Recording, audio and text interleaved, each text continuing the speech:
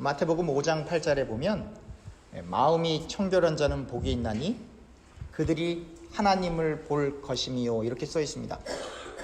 그래서 많은 사람들이 이 부분을 읽을 때 다른 종교를 갖고 있는 사람들이라도 이 성경 구절에 동의하면서 정신훈련을 하고 고행을 하고 선행을 하고 기타 등등의 좋은 일들을 많이 하려고 하는 부분들이 있습니다.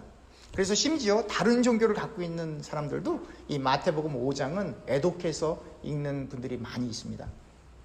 그러나 인간이 고행을 통해서 선행을 통해서 자기 수련과 명상을 통해서 마음을 청결하게 할 수가 없습니다. 인간 스스로는 하나님이 주신 그 양심을 하나님의 형상대로 거룩하고 순결하게 만들어낼 수가 없습니다. 오직 예수님의 보혈이 우리의 죄악을 깨끗게 하실 때 우리 안에 하나님의 형상이 회복되어 청결한, 거룩한, 순결한 양심을 소유하게 되는 것입니다. 예수님의 보혈을 통해 모든 죄악이 깨끗이 씻겨져 마음이 청결해진 사람은 하나님의 자녀가 되어 하나님을 대면할 수 있게 되는 것입니다. 그러니 하나님을 대면할 수 있는 깨끗한 양심을 예수님의 보혈을 통하여 은혜로 얻게 된 성도들이 함께 예배드리는 다른 교우들을 용서하고 사랑할 수 없다면 그 자체로 깨끗한 양심을 소유하지 못했다라고 하는 것을 입증하는 것이어서 목사라 할지라도 장로라 할지라도 권사 혹은 집사라 할지라도 구원을 받지 못할 수 있다라고 하는 것을 반증하게 되는 것입니다. 저는 지금 아주 심각하게 구원에 관해서 여러분들이 지금 잘못 알고 있는 이 구원관에 관해서 이야기하고 있는 것입니다. 구원은 예수님의 죽으심과 부활을 통하여, 즉 예수님의 보혈을 통하여 우리가 천국에 가게 되는 것을 말합니다. 예수님을 정말로 구주로 믿으면 우리가 하나님의 자녀가 되어 천국에 갑니다. 그런데요, 우리가 이 성경을 읽어갈 때요, 역사적 혹은 사회적 배경을 무시한 채 그냥 문자적으로 혹은 영적으로 이렇게 성경을 해석하는 이 사람들이 있는데요, 그렇게 성경을 이해하다 보면 우리가 성경 속에 기록된 그 진위, 바른 내용을 이해하지 못하고 잘못 왜곡된 그 말씀으로 우리가 받아들이는 경우가 있습니다. 특별히 이 역사적 사회적 상황을 무시한 채 그냥 문자적으로 그냥 짜맞추기식으로 이렇게 해석하는 사람들이, 많은 이단들이 그렇게 성경을 해석하는데요, 그 사람들과 대화하면 대화할 수가 없는 게 할 수가 없는 게 그냥 문자 그대로의 그 단어와 문장을 연결시켜서 이야기하기 때문에 말을 못하는 것이죠. 그러나 그 사회적, 시대적, 그 역사적 배경을 모르고는 그 말을, 그 하나님의 말씀을 온전히 이해한다고 하는 것이 참으로 어려운 것입니다. 우리가 많은 사람들이 이 바울 서신인 로마서를 많이 좋아하죠. 그래서 로마서를 읽으면 이렇게 참 기독교의 교리가 잘 이렇게 정리되어 있다라고 이렇게 생각을 하죠. 사실이 그렇고요. 그리고 막 사람들이 또 생각하죠. 이렇게 좋은 글이 있으니까 로마서에서 로마서의 그 바울의 서신을 받는 이 성도들의 무리들이 많은가 보다, 이렇게 착각하시는 분들이 계세요. 그렇지가 않아요. 바울 서신을 받고 있는 로마에 있는 교회는 사실 그 규모가 너무 작아서 고린도 전후서나 데살로니가 전후서, 갈라디아에서처럼 수신자를 교회로 표현하지 않고 로마서 1장 7절에 나와 있는 것처럼 성도로만 표현합니다. 제가 읽어보겠습니다. 로마서 1장 7절입니다. 로마에서 하나님의 사랑하심을 받고 성도로 부르심을 받은 모든 자에게 하나님 우리 아버지와 주 예수 그리스도로부터 은혜와 평강이 있기를 원하노라. 인원이 너무 작아서 교회란 말을 못 붙이는 거예요. 그래서 성도들, 사랑하는 교회 여러분, 교인들이 10,000명이 모이던 10만 명이 모이던 그 이상 모이던 교인들이 2명이 있던 10명이 있던 설교의 무게는 똑같다라고 하는 걸 믿으시길 축원합니다. 그래야만 해요.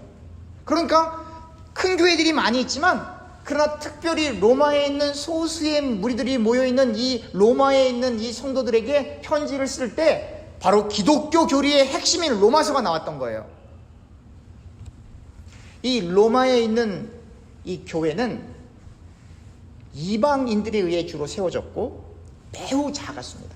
그러니 로마서 10장 9절에서부터 10절에 나와 있는 이 바울의 설명은 지금 읽어보겠지만요, 신자들로 하여금 결단을 요구하는 내용이 내재되어 있습니다. 여러분들이 너무나 잘 알고 전도할 때 너무나 잘 사용하는 로마서 10장 9절과 10절입니다.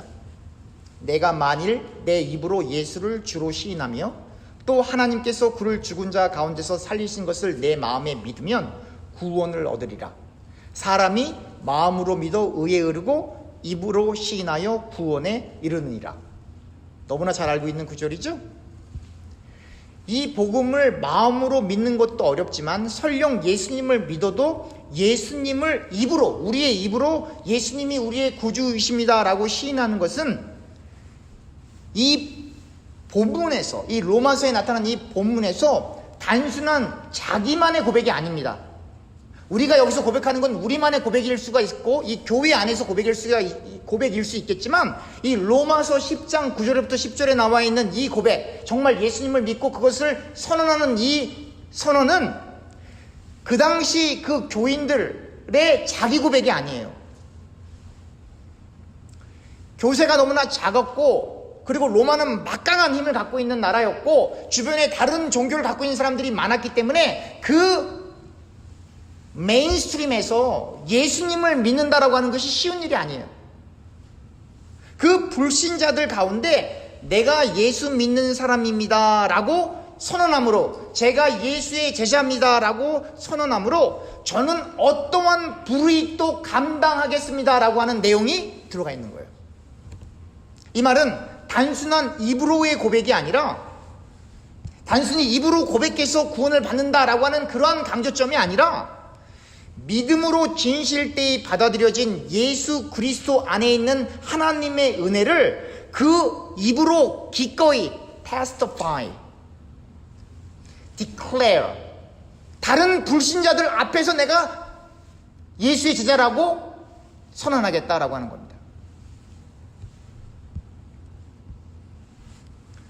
이걸 좀 더 쉽게 얘기하면 목숨 걸고 예수 믿겠다는 이야기입니다. 목숨 걸고 예수를 제대로 믿어야 천국 간다는 이야기입니다. 교회 오면 신자고 교회 밖에 나가면 세상 사람들과 똑같이 세상과 짝하여 그 사는 사람들은 예수 안 믿는 사람들이다 라고 지금 이야기하는 겁니다. 그런데 오늘날 교회에서 교인들끼리 싸우고 다툴 수 있겠습니까? 만약 그렇다면 여러분 잘 들으세요. 그것은 성경의 관점에서 교인들끼리 싸우고 다투는 그 문제는 성경적 관점에서 인격의 문제가 아닙니다. 성격의 문제가 아니에요. 그것은 믿음의 문제입니다. 더 정확히 이야기하면 그 싸우는 교훈은, 그 다투는 교훈은 예수님을 온전히 믿고 있지 않는 상태여서 천국에 못 갈 수 있는 불신앙으로 가득 차 있다라고 하는 말입니다. 예수님을 믿으면 예수님의 보혈로 마음이 청결해져야 하는데 우리 안에 성령 하나님이 계시다면서요. 주의 보혈로 우리의 모든 죄성이 뽑힘받고 우리의 마음이 청결해져야 하는데 아직도 미워하는 마음이 있고 싸우고 있다면 그 마음이 청결하지 않은 상태이고, 역으로 그 말은 예수님의 보혈로 그 죄악이 깨끗이 씻겨져 있지 않는 상태이니 구원도 없다 라고 하는 것입니다. 말씀은 분명하게 교회에 분열을 일으키고 당파를 이루고 싸움을 조장하는 사람들을 향하여 당신들 회개하지 않으면 천국 못 가라고 단언하고 있는 겁니다. 오늘의 본문에서 스가랴가 위를 보니 4개의 동물의 뿔이 있었습니다. 스가랴는 함께 이야기하고 있던 천사에게 이 4개의 뿔이 무엇이냐고 물어보았습니다. 천사가 말하길 이 네 개의 뿔은 유다, 이스라엘, 그리고 예루살렘을 흩어버린 나라들을 나타내는 것이다 라고 했습니다. 하나님께서 스가랴에게 4명의 대장장이들을 보여주셨습니다. 스가랴는 이 4명의 대장장이들이 무엇을 하려고 왔는지를 물어보았습니다. 천사가 답변하길 지금 이 대장장이들이 이 4개의 뿔, 즉 유다를 흩어버린 그리고 유다를 비천하게 만든 이 4개의 나라들을 위협하고 이 나라들을 내던져 파괴할 것이다 라고 했습니다. 이 4개의 나라들은 역사적으로 고찰해 볼 때 아시리아, 이집트, 그 다음에 바벨론, 페르시아를 가리키는 것입니다. 모두 강력한 힘을 가지고 있었던 나라들이지만 하나님의 심판을 피할 수 없는 나라들입니다. 바로 이 대장장이들은 이 세상에서 막강한 힘을 가지고 있는 이 4개의 나라를 처벌할 죽음의 사자들이었던 것입니다. 이스라엘의 역사를 보면 주전 722년경에 북왕국 이스라엘이 멸망하고 주전 587년에 남왕국 유다마저 완전히 멸망하고 포로기를 거치면서 이스라엘은 늘 강대국 사이에서 자기 스스로 무엇을 결정할 수도 없는 나약한 민족으로 전락하였습니다. 그런데 이러한 나약한 모습은 사실 하나님의 모든 사람들에게, 하나님에게 쓰임받은 모든 하나님의 종들에게 동일하게 나타나고 있습니다. 구약에 존재하는 하나님의 신실한 종들은 늘 어려움 가운데 있었습니다. 하나님을 의존하지 않고는 한순간도 마음 편하게 살 수 없었던 것이죠.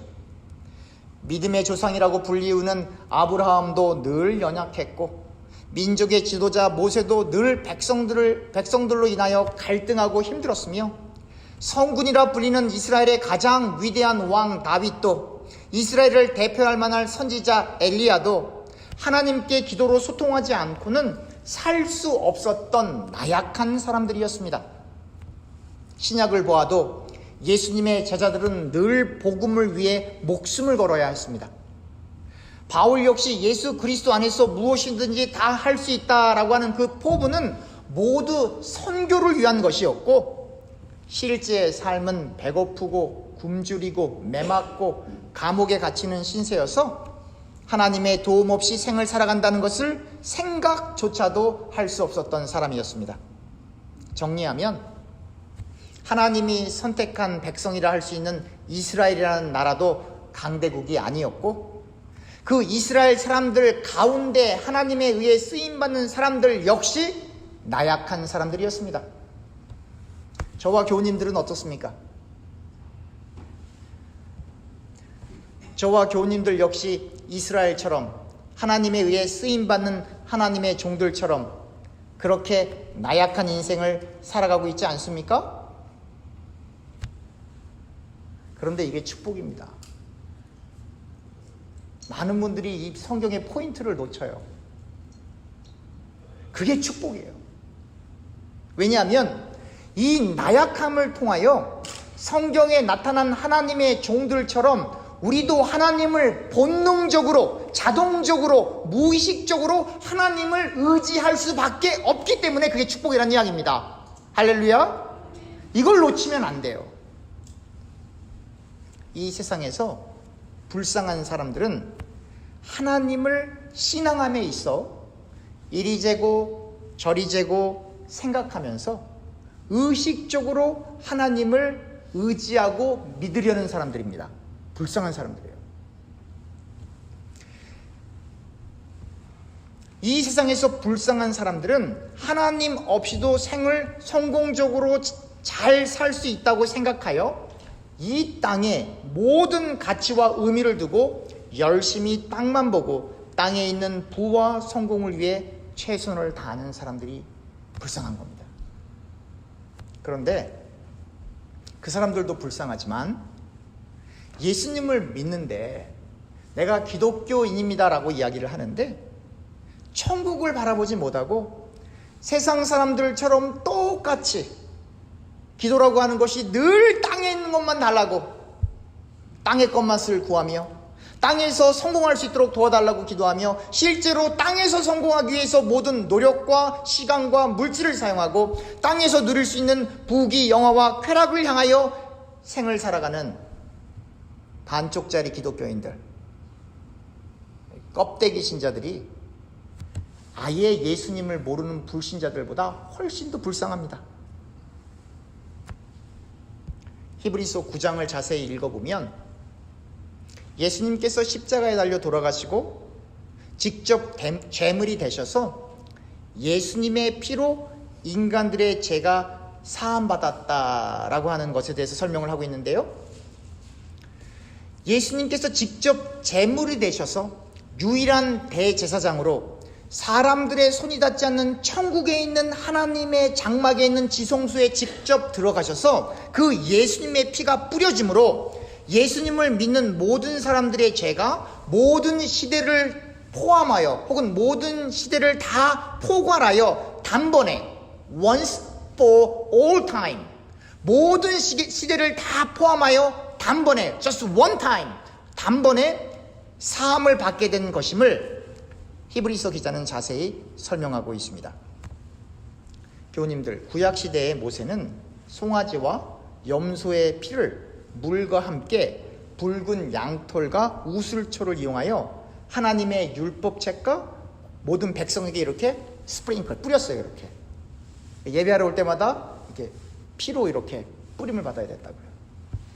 똑같은 방법으로 모세는 송아지와 염소의 피를 장막 혹은 성막, 다 같은 말이에요. tabernacle, 이 장막에 뿌렸고 그 다음에 예배에 사용된 모든 기구에 이렇게 뿌렸습니다. 그러니까 여러분, 우리가 예수님의 보혈이 없었으면 오늘날도 어떻게 해야 돼요? 송아지하고 염소 잡아서 제가 여러분들한테 피 뿌려야 돼요. 이렇게. 그러나 구약시대에 드려지는 모든 예배 형식은 첫 번째 언약이고 이 첫 번째 언약을 예수님에 의해 새 언약으로 온전히 성취되어 우리가 예수님의 보혈을 통하여 죄사함을 받고 구원을 받게 되는 것입니다. 그 예수님이 우리의 죄를 사하기 위해서 십자가에 몸소 달리신 겁니다. 이 땅에서는 그렇게 고통을 많이 받으시고 십자가를 지시고 온몸이 찢기시고 그렇게 돌아가셨지만 그 과정이 히브리서 기자는 사람의 손으로 닿지 않는 하나님에 의해서 만들어진 완전한 장막에 perfect tabernacle, 완전한 장막에 그 안에 그 장막 가운데 그 지성소 안에 성소를 지나 그 지성소 안에 예수님이 유일한 대제사장이 되어 예수님이 몸소 또한 제물이 되셔서 그 안에 들어가셔서 피 뿌림으로 여러분들과 제가 구원받게 됐다라고 설명하고 있는 겁니다. 그 예수님을 우리가 진짜로 믿는다고 하면 따라합시다. 이렇게 살 수 없다. 진짜입니다. 이렇게 살 수 없어요. 이스라엘 주변에 있는 강대국들 아시리아, 이집트, 바벨론, 페르시아에 의해 이스라엘이 시달림을 받는 것처럼 여러분들과 저 역시 예수님을 온전히 믿기 시작하면 그냥 말로 정도가 아니라 우리의 전 인격과 인생과 우리의 생명을 걸고 예수님을 믿기 시작하면 이 세상에 들어갔을 때 세상의 논리와 가치관에 시달림 받는 게 당연합니다. 또한 우리 안에 내재되어 있는 이 강대국들의 본성이 조금 더 편하고 싶고 조금 더 돈 많이 벌고 싶고 조금 더 유명해지고 싶고 조금 더 높아지고 싶고 조금 더 인정받고 싶고 하는 이 강대국들의 본성이 우리 내면 안에 있어서 이 육의 생각이 하나님의 법에서 우리를 떠나게 하는 겁니다. 여러분들과 제가 말씀을 놓치고 기도를 게을리하면 이 세상의 강대국과 같은 이 육신적인 생각과 논리가 여러분들과 저를 집어 삼켜버리기 때문에 단순히 지배하는 정도가 아니라 여러분들과 제가 기도하지 않고 말씀 읽지 않고 말씀 듣지 않으면 이 육신적인 생각이 우리를 집어 삼켜버려서 불신자들과 똑같은 인생을 살아가게 하는 겁니다. 천국 못 간다는 이야기입니다. 어떤 분들이 그래요. 목사님, 저는 교회 나와도 예수님 잘 믿어도 세상에 사는데 아무런 문제가 없습니다. 아무런 갈등이 없어요. 목사님 무슨 말씀하세요? 무슨 뜻이죠? 예수를 제대로 못 믿고 있다는 얘기죠.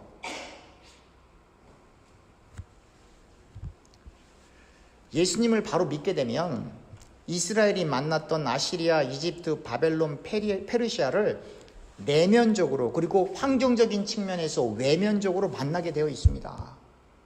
그래서 세상의 정을 탁탁 털게 돼 있어요. 여러분들 오늘 어머니 날이지만 여러분들 자식들 보면서 정냄이 뚝 떨어질 때 있습니까? 없습니까? 있어요? 없어요? 여러분 점점 더 느끼실 거예요. 자식 기대봐야 소용 하나도 없어.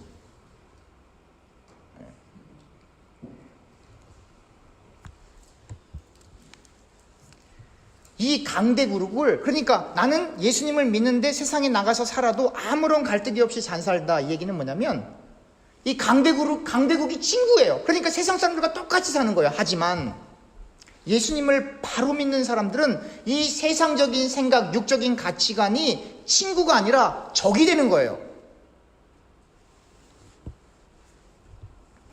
그래서 하나님을 신실히 믿는 하나님의 백성들은 이 세상의 논리와 타협하지 않고 이 세상을 거슬러 올라가며 천국을 향하여 한 발 한 발 힘겹게 걷게 되는데 그 길 자체가 좁은 길이요 십자가의 길인 겁니다. 그러니까 내가 지금부터 어렵게 살아야지 그런 거 아니에요. 여러분들과 제가 예수를 정말로 믿고 그 말씀을 한 줄 한 절이라도 지키려고 결심하고 생을 살아가게 되면 가는 길이 가시밭길이라는 게 느껴져요.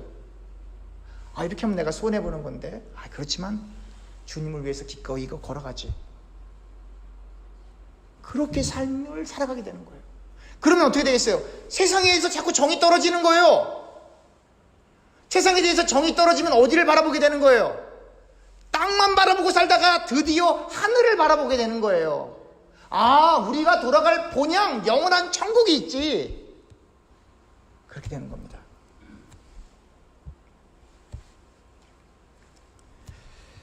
이 세상에 사는 것이 너무 편하다면, 이 세상 사람들을 만나는데 조금도 마음에 부대낌이 없다면, 그리고 이 세상이 너무 좋아서 정말 죽기가 싫다면, 죄송하지만 그 성도님은 넓은 길에 있는 겁니다. 넓은 길의 끝은 어디라 그랬어요? 네, 거기에요.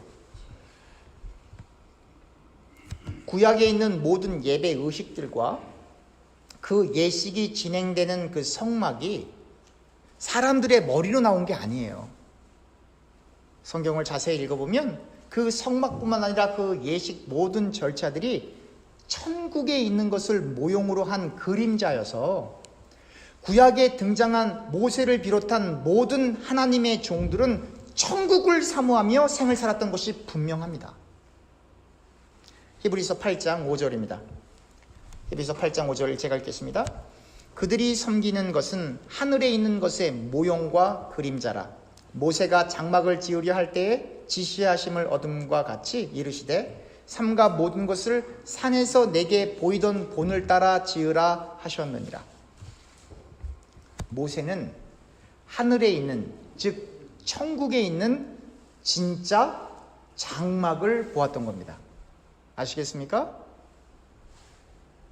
그래서 모세는 온 이스라엘 백성들이 모세에게 반대를 하여도 오직 하나님만을 의지하며 하나님의 뜻을 선포할 수 있었고, 그로 인하여 하나님은 모세의 선포된 말을 통하여 실제로 역사하셨던 것입니다. 바로 하나님께서 모세의 권위를 세워주셨던 것이죠. 저를 비롯한 우리 장로님들, 권사님들, 그리고 집사님들, 그리고 성도님들이 모세처럼 천국의 장막을 믿음으로 볼 수 있기를 축원합니다. 이거 봐야 돼요. 믿음으로 이 장막을 봐야 돼요. 그래서 온 이스라엘 백성들이 모세를 반대할 때 모세가 사람들의 눈치를 보지 않고 오직 하나님만을 바라보았던 것처럼 그렇게 우리도 예수님의 복음만을, 예수님의 복음도가 아니에요, 예수님의 복음만을 가감하지 않고 있는 그대로 선포할 수 있는 저와 성도님들이 되기를 간절히 축원합니다. 이스라엘 백성들이 족장시대, 사사시대, 통일왕국시대, 분열왕국시대, 포로시대를 거쳐오면서 외세의 침입과 괴롭힘으로 인해 많은 어려움을 당해왔습니다. 그러나 그 가운데 하나님의 종들이 목숨을 걸고 하나님의 말씀을 선포할 수 있었던 것은 하나님과의 깊은 교제 가운데 천국을 사모하며 생을 살았기 때문입니다. 많은 분들이 구약에 있는 그 하나님의 종들은 천국을 몰랐을 것이다 라고 이렇게 오해하시는 분들이 있어요. 그렇지 않아요. 그분들 역시 그 천국을 사모하면서 생을 살았던 것입니다. 시편 84편을 보면 10절에 이렇게 쓰여 있습니다. 주의 궁정에서의 한 날이 다른 곳에서의 첫날보다 나은즉 악인의 장막에 사는 것보다 내 하나님의 성전 문지기로 있는 것이 좋사오니. 너무 잘 아시는 구절이죠? 하나님이 계신 곳, 정말로 세상에서 불의하게 성공하고 번영하는 것보다 죄악으로 관영한 이 세상 가운데 위대한 사람으로 우뚝 서는 것보다 하나님 집에 문지기가 되는 것이 더욱 좋습니다 라고 고백할 수 있기를 축원합니다. 하나님이 주시는 은혜와 안식을 모르고는 이러한 고백을 할 수가 없습니다. 우리 역시 시편 84편의 시인처럼 이 세상에서 부귀영화보다 하나님이 계신 그곳, 그 영원한 하나님의 처소인 천국을 간절히 소원하며 하나님만 바라보실 수 있기를, 하나님이 주시는 은혜 안에 거하실 수 있기를 축원합니다. 절대로 하나님 집의 문지기보다, 하나님 한 분만으로 만족하는 것보다 세상의 부귀영화를 따라가서는 안 됩니다. 정말로 안 돼요. 시간당 500불씩 버는 불신자 변호사가 시간당 13불씩 버는 예수 안 믿는 상점의 종업원을 보고 안타까워할 수 있습니다. 그러나 변호사 아니라 그보다 훨씬 부유한 시간당 5만 불씩 버는 혹은 그 이상 버는 회장님이라 할지라도 예수 안 믿으면 지옥 갑니다. 누가 더 불쌍합니까? 누가 더 안타깝습니까? 13불, 500불, 5만 불 혹은 그 이상의 세상의 물질적 가치에 흔들리지 마시고 이 천지를 말씀으로 창조하시고 예수님의 거룩한 보혈을 통하여 은혜의 새 언약을 허락하신 그 하나님만을 의존하셔서 천국 꼭 가시길 축원합니다. 그 하나님만을 우리의 힘으로 믿고 다른 것도 믿는 게 아니고 다른 도움이 필요한 것도 아니고 오직 그 하나님만을 우리의 힘으로 믿고 예수님을 제대로 믿어서 저와 교우님들이 간절히 천국을 사모하며 이 땅에서 좁은 길을 걸어갈 수 있기를 간절히 또 간절히 축원합니다. 기도하겠습니다.